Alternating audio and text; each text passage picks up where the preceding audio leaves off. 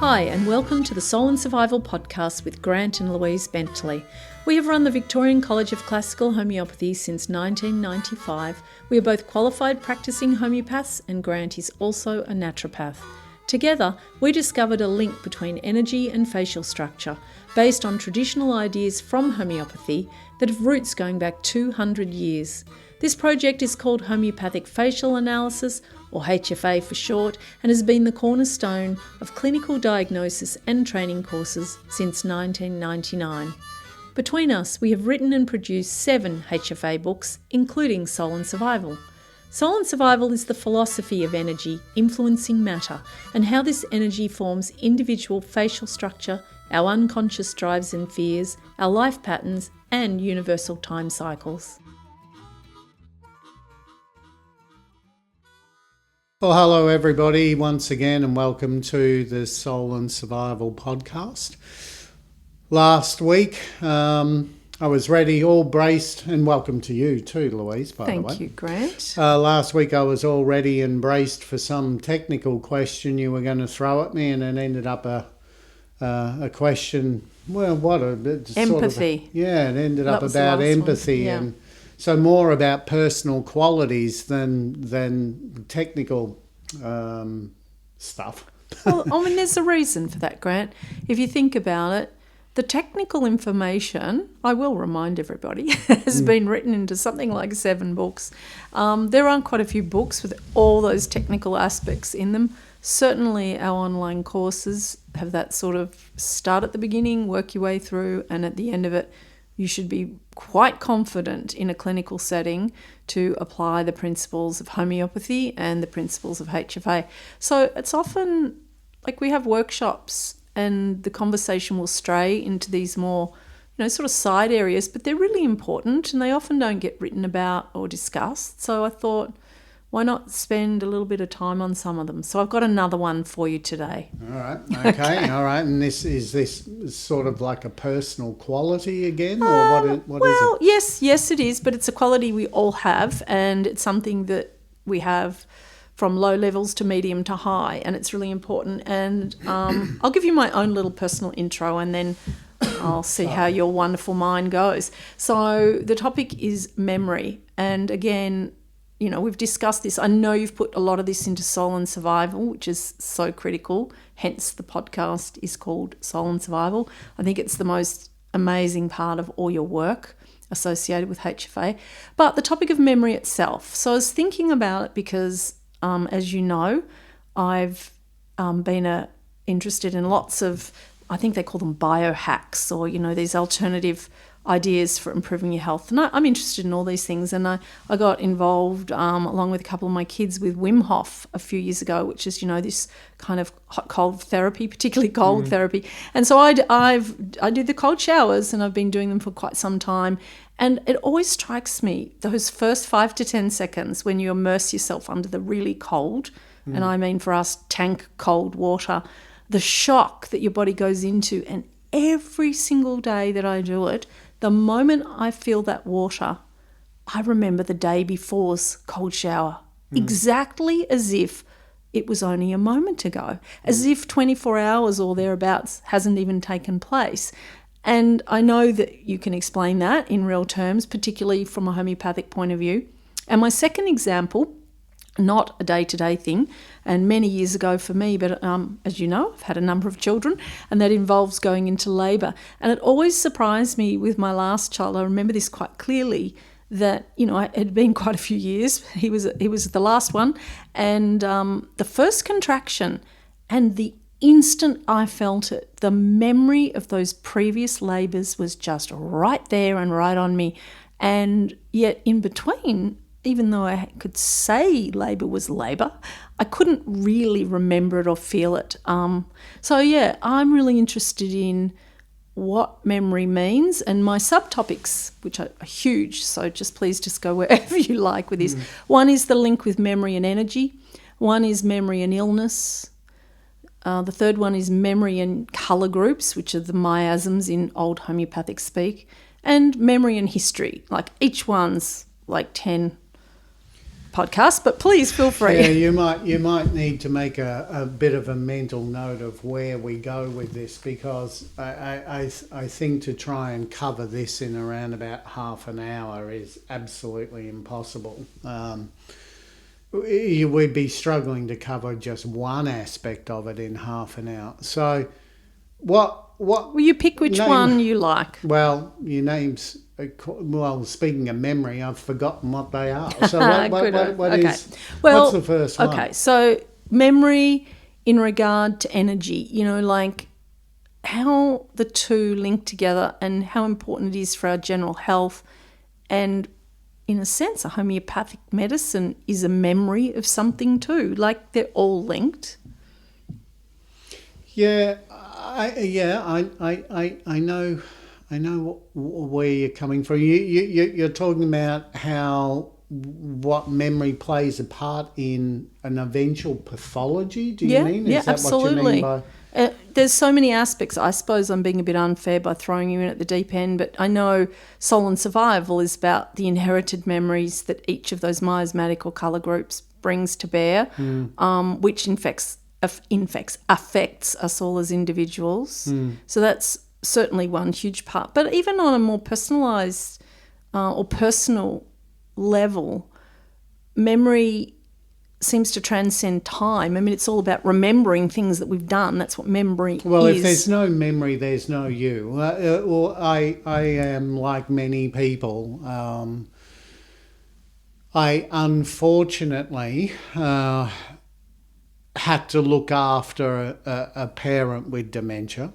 And as that dementia becomes all-encompassing to the point where all there is a body that has dementia, you realise that all sense of self is suddenly gone. The person that you are in that hospice or hospital room with, they bear no real relationship to the memory of that person that you're attending to, that you're helping out. They're just not there anymore. They don't remember things. If they do, they remember it incorrectly a lot of the time. The body of that parent is still there, but that parent is gone. That the identity of that parent is gone. And it was very, I don't think anybody who's ever been in that position can walk away with the firm understanding, and I mean an understanding that comes from experience, not an understanding that you just read about. But when you have somebody very close to you with dementia and that dementia really takes off and becomes full-blown, you realise pretty quickly that no memory, no personality. And so memory is something that is everything. So I divide, I guess, I don't know whether this is answering your question, but I have a tendency to divide memory into 3 different categories. One is the conscious memory, which we use every day when we're searching for things, and just, our identity, the people around us, our streets, our house, our loved ones, just that acknowledgement of self, I suppose. All the things that go to the history that goes to make up the kaleidoscope that is you in this present moment. Then I have the category of the subconscious. Now, obviously, I didn't make this up, but what I'm doing is giving you my understanding of each one of these. And a subconscious... See, Jung sometimes referred to the subconscious and the unconscious as the same thing, almost like they're interchangeable. And to me, they're not. But this is because I'm probably looking at it in a completely different way. I'm not suggesting that I look at it in a Jungian perspective. I'm not in the calibre of Jung, and I know it. But from my perspective, a subconscious is a huge part of memory which sounds kind of a little contradictory, a huge part of memory is based on what we decide to forget.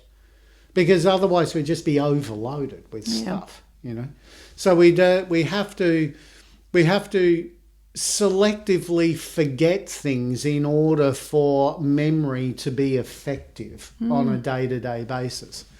And those things that we decide to put in the bottom drawer and just maybe for a later date, those sort of memories are what I would classify as subconscious memories, along with a kind of a Bruce Lipton type of understanding as well, meaning that, consciousness is not fully developed, that real sense of self, that, consciousness is a sentinel that decides whether or not information is going to pass or not pass.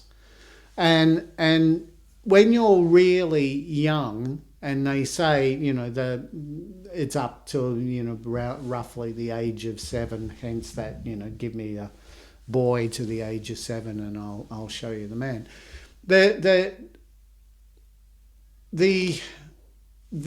Because that conscious sentinel, that conscious safeguard is not yet developed, a lot of the things that happen in that early childhood go directly into the subconscious because there isn't actually a consciousness yet. And so it is by definition in the subconscious. But of course, when we talk about these terms, that's exactly what they are. They're relative terms because there is no brain filing cabinet. There actually is not a subconscious. It's just the subconscious is an area, is allocated. It's a memory that has lesser neural networks, so you just can't call on it immediately. And yet, isn't it an automatic part of you? Isn't it where some of your programming resides? Yeah, but you can't consciously recall it until you need it. Yeah, but so the subconscious can still be incredibly influential, particularly in those formative years when you're starting to develop a sense of self, and other people, particularly the family around you, are inadvertently telling you what you're going to think about yourself all the time. You're a good girl, you're a bad boy, you're a constructive busy boy, whereas you're a lazy sod. It's all of those sort of things are all coming together to become almost the amino acids of consciousness and how you're going to think about yourself. They're the building blocks of which you're going to base your sense of your personality on. And yet, by the time you're an adult, you've forgotten all of that input. So it's still there nagging away, and it's still there. It's a driving force. It's just that you're consciously unaware of it because it didn't pass through the conscious filter to begin with. The other time that I think that this becomes really important, and I haven't actually heard this before, but I've heard enough personal stories to formulate my own opinion on this. But so if someone, is vehemently against what I'm about to say, and, I'm not saying I have any evidence for this, right? But I think that 0 to 7 time frame where you're going to start to think of the world as either a good place, a desperate place, a horrible place, a loving place. That can happen again when you're in the very formative teenage years. This time, however, you do have a consciousness filter, but that filter is so darn sensitive to what everyone else's perception of you is that I think it's the second stage of formulation. It's the second stage of the formulation of self. And this time, rather than your family, it's often your peers that are telling you what they think of you, and now you believe them that I must be this kind of person. So I think there's two stages.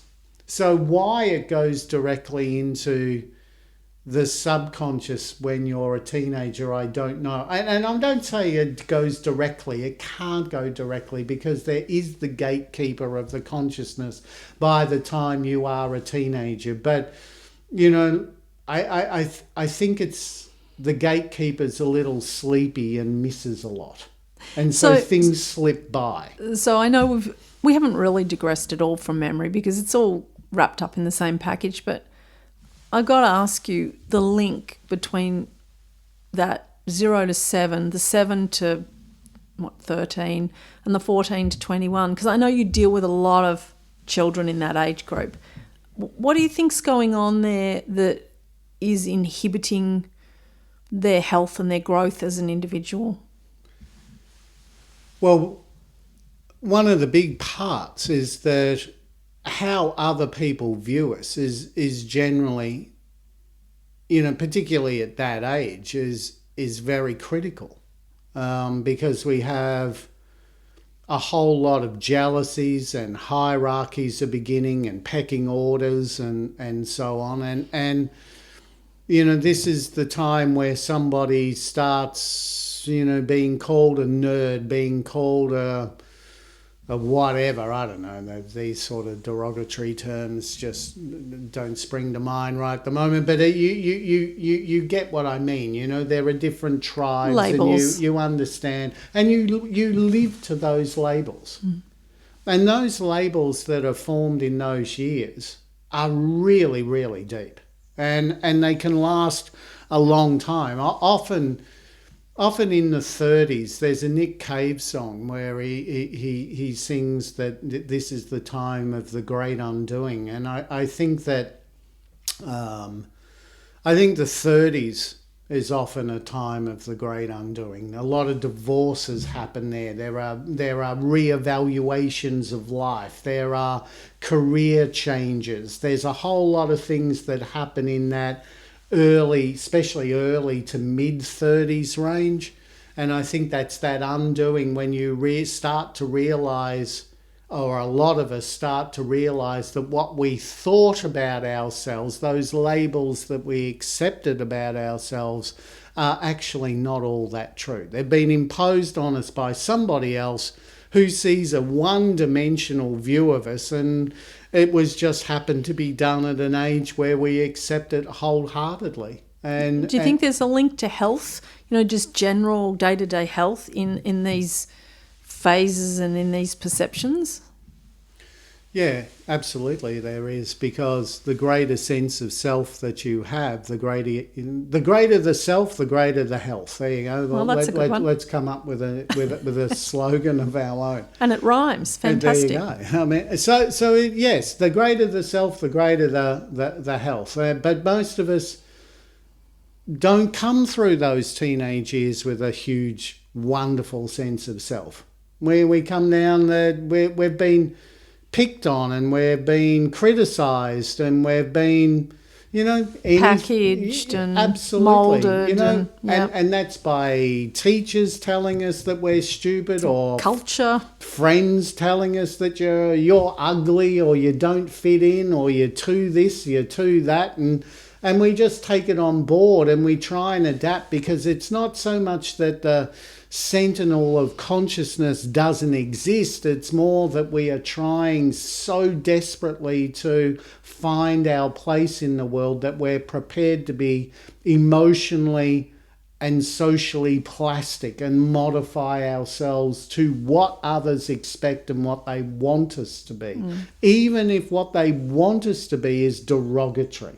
It's crazy, isn't it? Yeah. Because you know, you want to have a good sense of self. Everybody does. Every parent wants it for their child.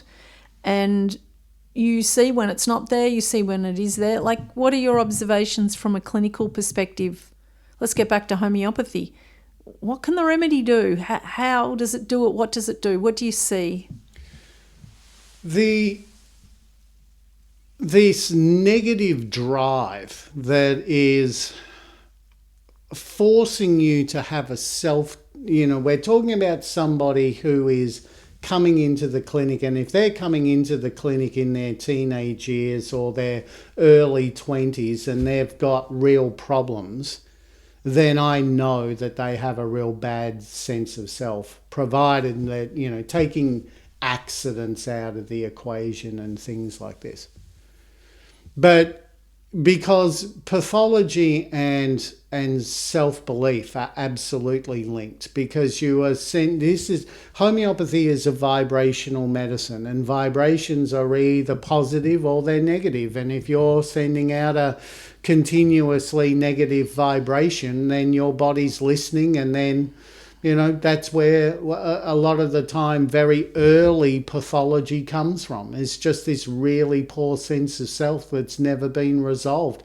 Often what happens is that people will have a life that is in complete contrast to their self-belief, but they'll still believe the belief rather than what the life experience is telling them.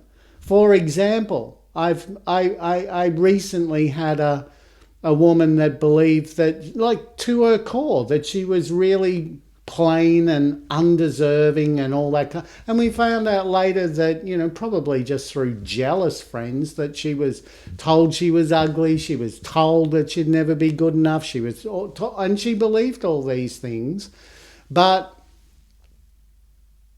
her life experience, the reality, didn't show that at all.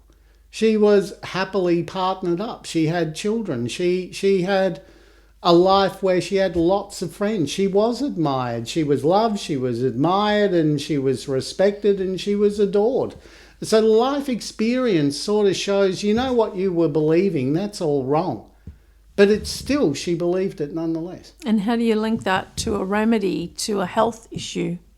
Well, that becomes really, really difficult. And there are some homeopathic techniques that sort of claim that, you can just dig and dig and dig until you sort of come to this core issue, so to speak. And if you can come to that core issue, then you can select a remedy for it. But, if you have a core issue that you're just not worthy, I actually don't think that tells you anything about a remedy, to be honest.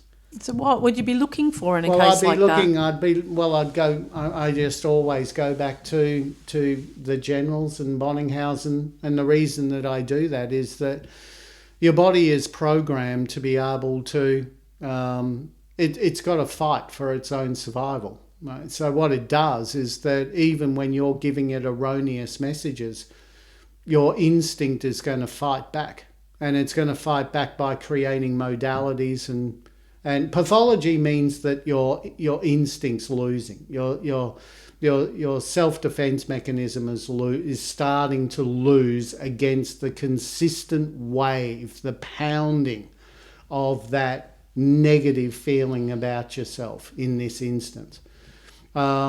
Whereas if you can get something that is just functional, meaning that you have, a few, not necessarily pathology, but a few aches and pains and a lot of modalities, those modalities are the way that your body is trying to reharmonize itself and balance itself out. So by the sum total of that, we select a remedy, and then that helps the body establish an order.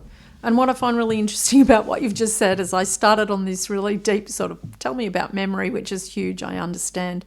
And yet, from a practical clinical level, having the face to determine the dominant miasm, having the generals, the modalities to give you the totality, the pattern of the presentation, is quite simple compared to delving into self-belief and, inherited memories or childhood memories or whatever they might be.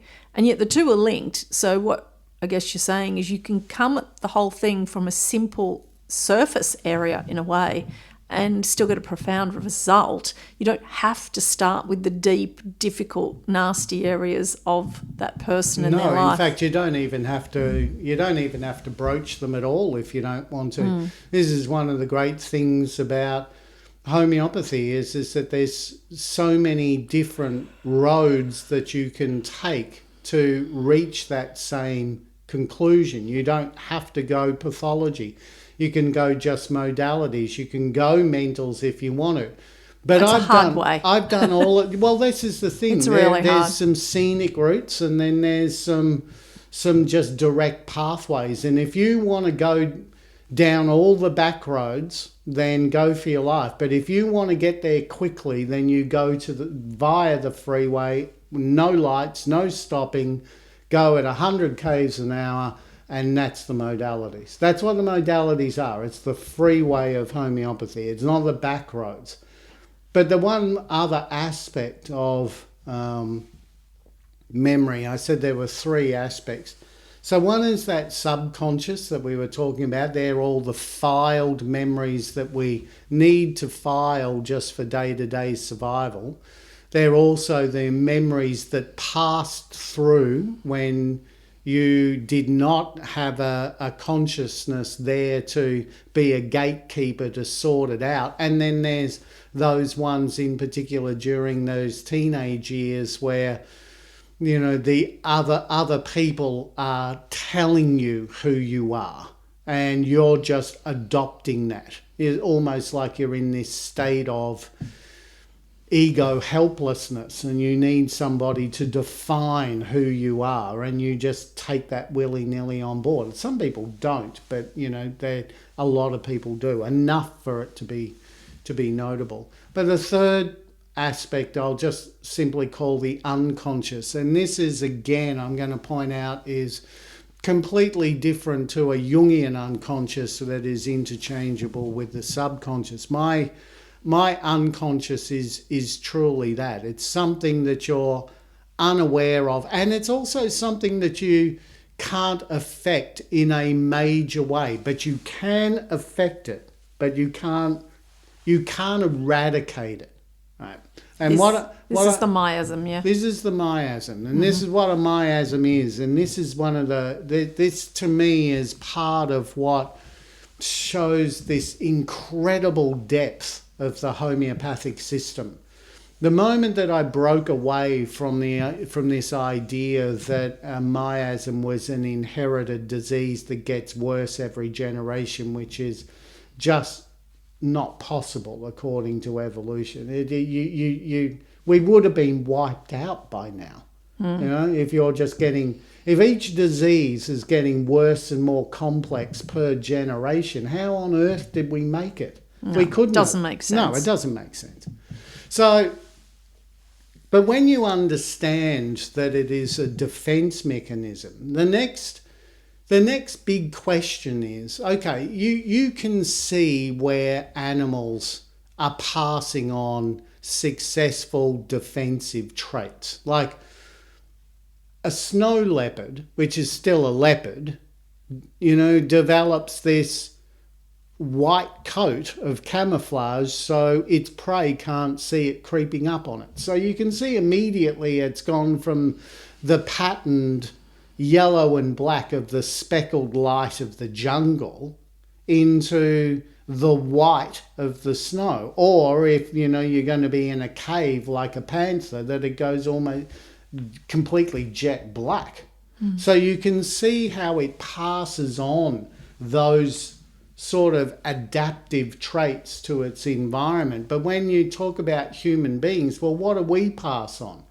Well, that kind of leads me all the way back, I suppose, to the beginning when we were talking about Alzheimer's and dementia.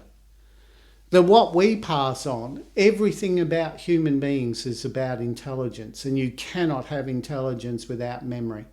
And essentially, what a miasm is a collective store of memories that we need to, all those memories throughout history that have been judged into a hierarchy by emotion. Maybe we can go into that at some other stage, but, now we can't. I'll just touch on it. But they are all of the survival memories of the past that nature then passes on to everyone, every child that is born into that miasmatic group automatically get the download of thousands, if not millions, of memories of struggle.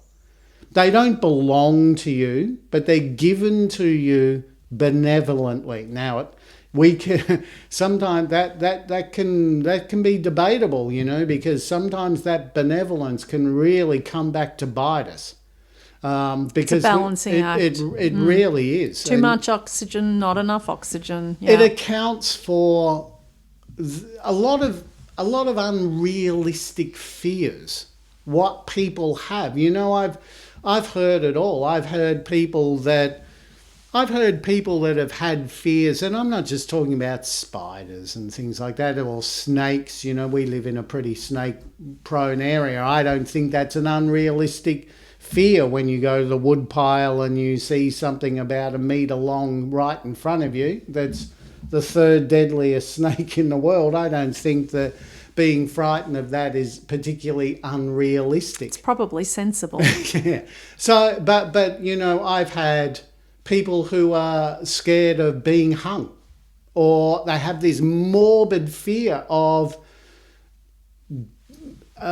being burned, or of being amputated, or being amputated. Yeah, strange. Now, what though? Throughout history, a lot of people have been burned. They've been burned at the stake. Witches were burned at the stake. People who were regarded as traitors were burned at the stake or hung, things like this. So, that kind of emotional historical event is so impacting that I believe the memory of that is then inherited into our, what I will call, unconscious. It's just a program of nature that's going to try and make us really wary of certain things so we don't fall for that historical trap and end up in exactly the same historical position that wiped so many people out before us.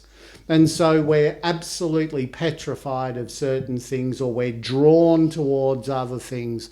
And we have absolutely no conscious understanding or reason. of it. Right? It's not from this life, and yet it's not a reincarnation per se. No, it's a group not memory. A reincarnation. It's just a group memory. Yeah. And that group memory is passed on to you because we don't have to change the colour of our fur. We don't have to change or adapt our venom. We don't, from amphibians to mammals. We don't have to do any of that kind of stuff. But we do have to remember. Yeah. Otherwise, we're gone. Yeah. And that memory, that is how our survival is. That's the evolutionary process of our survival, is that each generation has said, there you go, have 2 arms, 2 legs, this colour eyes, male or female. Oh, and by the way, here's 10,000 years worth of memory. I'd watch out for that one if I was you. And what's really interesting, and you wrote all about this in Soul and Survival, and I'm still in awe that you worked it out through the homeopathic model, the clinic model, a model of history, a model of stress events throughout history. There is a matching time frame. There's so much to talk about. We'll definitely follow through on these in different episodes, but Soul and Survival. You wrote it in that book. It's a great book. I think you wrote originally around 800 pages, and the editor's like, no, it's got to be under 400. It's still quite long. And sometimes I think we should dig out those other 400 pages and perhaps have a little chat about those. Well, you speak of memory. I have no idea what the other half of that book was even about now. Yeah. It was such a long time. Because the concepts were sort of so esoteric, the editor, who is a rather practical person, and that's what an editor needs to be, just had to cull and kind of kept with the more straightforward things. I remember that one time when he said, listen, this chapter here, he said, I've got rid of that. And no one will get that one. Yeah, it was a bit confronting for you. But the bottom line is that Soul and Survival as a concept is unbelievably fascinating. It explains so much about that aspect of us we can't quite reach or understand. It's not what we've learned in this lifetime. It's something beyond. And guess what? The facial structure links to the inherited memory group that we belong to. There's 7 groups. There's 7 types of facial structure. It's incredible that it all links, and I can't wait to talk about it more. Okay. Until then, that was good. And you write down your questions for next time, I've got heaps. Or we can continue this. But to everybody else out there, thanks for listening, and we'll catch up with you next time. Thank you very much. Bye-bye. Bye-bye.